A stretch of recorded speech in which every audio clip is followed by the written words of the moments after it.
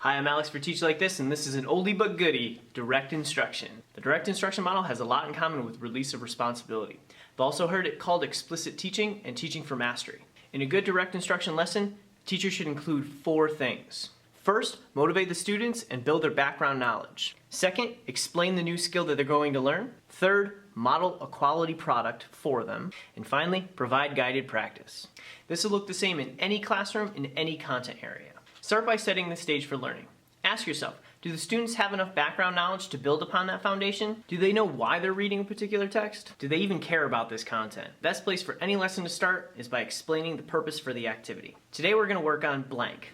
By the time we finish, you'll be better at blank. After explaining the what and the why of the lesson, you want to move on to the next step of the how. The best way to do this is provide a no-frills explanation about what students are going to do. A good explanation for your lesson does the following things. Divide the task into a few component parts. Tell the students how many steps will be involved. Provide the steps both orally and visually to accommodate for multiple kinds of learners and to reinforce. And finally, state the objectives as clearly as possible.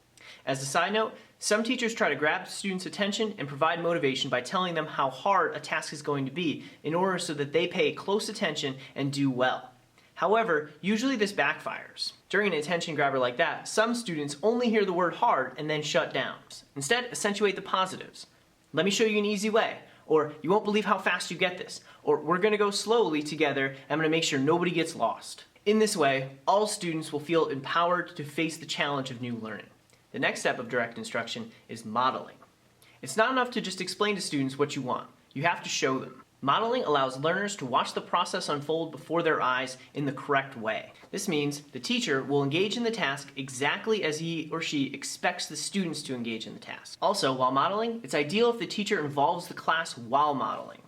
Pass out markers so students can help underline things that you have on the board. Ask prompting questions of answers that you know that they know. Ask students for a synonym of a word that you write on the board. Ask the students to proofread your notes. Or ask students to read aloud the completed response.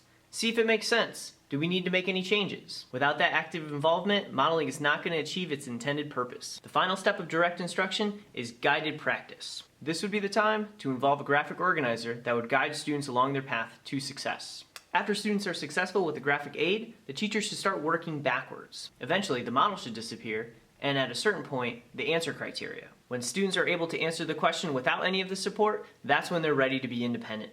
Using the direct instruction method, the student will be successful if they put in the work. So before you explain and before you model, make this shared responsibility clear to the students. First, I'm going to tell you what to do, then I'm going to show you how to do it, then I'm going to help you do it, but at a certain point, you're going to do it. That's all for this video. If you want additional information, connect with me on Twitter, by email, or commenting down below. And subscribe for the latest teaching strategy in your newsfeed. I'm Alex, and that's Teach Like This.